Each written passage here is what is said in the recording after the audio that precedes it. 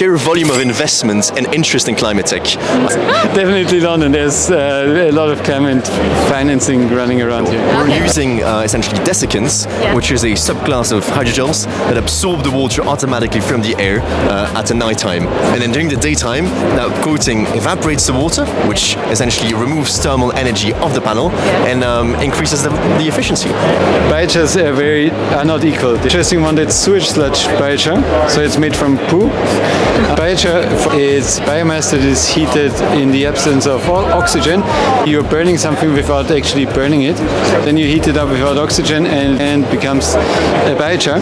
To put it in soil or cement or wherever you put it, it stays there for a couple of hundred or 1,000 years, and that way you remove carbon from the atmosphere.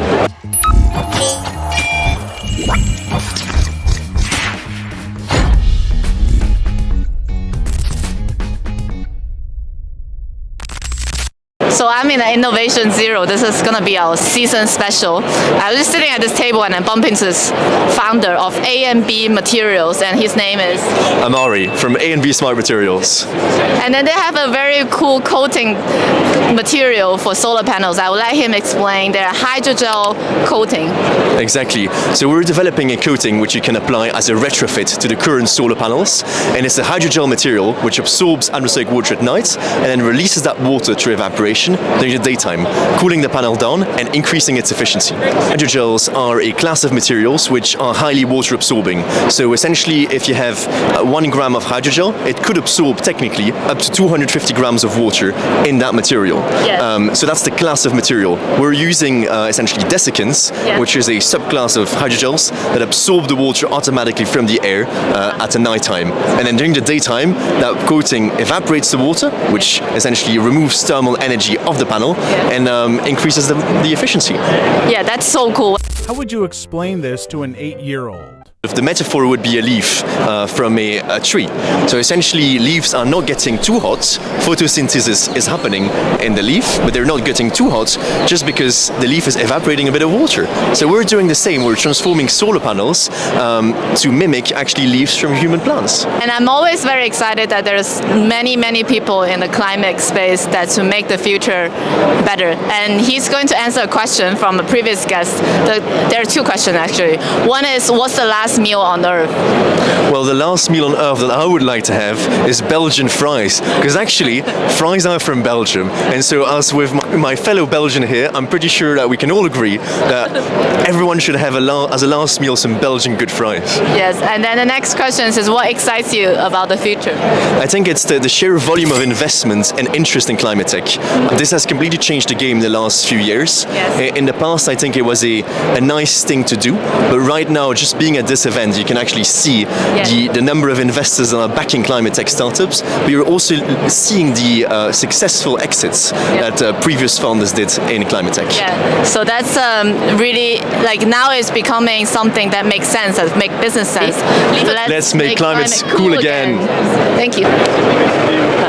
This is the CTO of ENCHAR. Christian, hi, nice to meet you. Because I walked past by their booth yesterday, he told me a lot of great things and the things I don't know about biochar. And he's going to tell me about the differences between different type of biochar using different biomass. Yes, biochar, for those of you who don't know what it is, it's biomass that is heated in the absence of oxygen. So basically you're burning something without actually burning it. And what happens is it changes from the pellet, then you heat it up without oxygen and it becomes black and becomes a biochar, which means it's a concentrated carbon solid. Then you use this carbon solid to put it in soil or cement or wherever you put it. It stays there for a couple of hundred or 1,000 years, and that way you remove carbon from the atmosphere. Yeah. So it's a carbon negative material. And then different biochar have different properties. For example, this one. So basically this one is a wheat straw pellet biochar. You can make biochar out of every organic biomass you can find. You also have a hazelnut shell biochar made from hazelnuts. I've never seen this. And then they have different use case?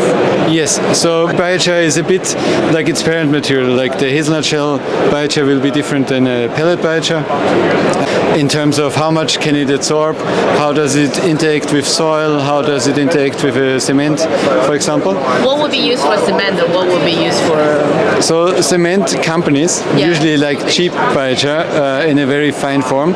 So you could use seasonal gel biochar, but you would have to grind it and test how the flowability of the solid is. So, but then it becomes very technical. And then you have that, right? Here we have a ground one that is already pre-treated, so you could use that for cement. But mostly cement companies will look at the price first. But what are those different use cases? The pellet one, We have, for example, an interesting one that's sewage sludge biochar. So it's made from poo. And as we all know, poo is rich in phosphorus, so this is a great fertilizer. Oh, okay. So you use that in agriculture. And then the pellet one is used for what? Pelletization is just for transporting in this case. Because if you pelletize something, you press it together, it becomes smaller, and you need less trucks. And then what are you going to do with this? This one you can either throw in agriculture or you grind it, but in metallurgical applications you would need the pellet. Oh, okay.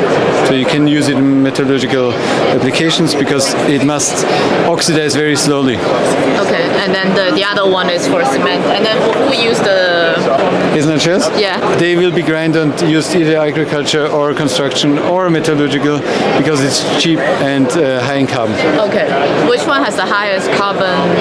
Wood. I have a wood one, it goes to 95%. Oh yes, which one can absorb the most carbon? It's basically wood. It's almost from the atmosphere, but it can also absorb from, if you put a gas stream from an industrial site through biochar, it also absorbs CO2.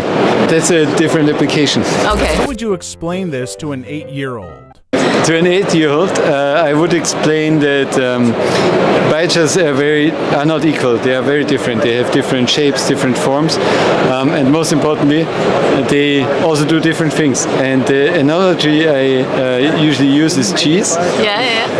Because all cheese are called cheese, but they are very different. They are soft, they smell or not smell.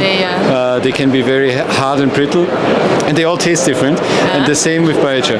Okay. So biochars, they probably taste different because I have not tried them, but they do very different things.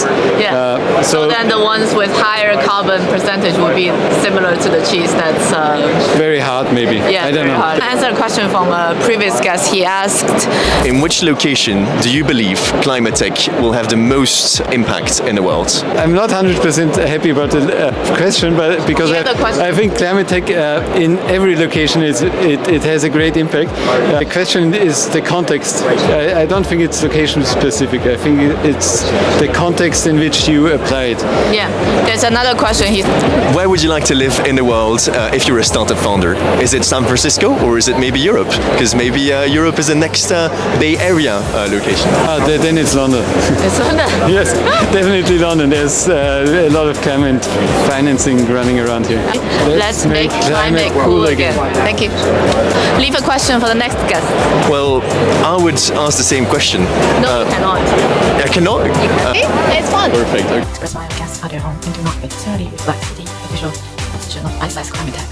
We thank our guests for sharing their insights and experiences, and we thank you, our listeners, for joining us on this journey. Until next time.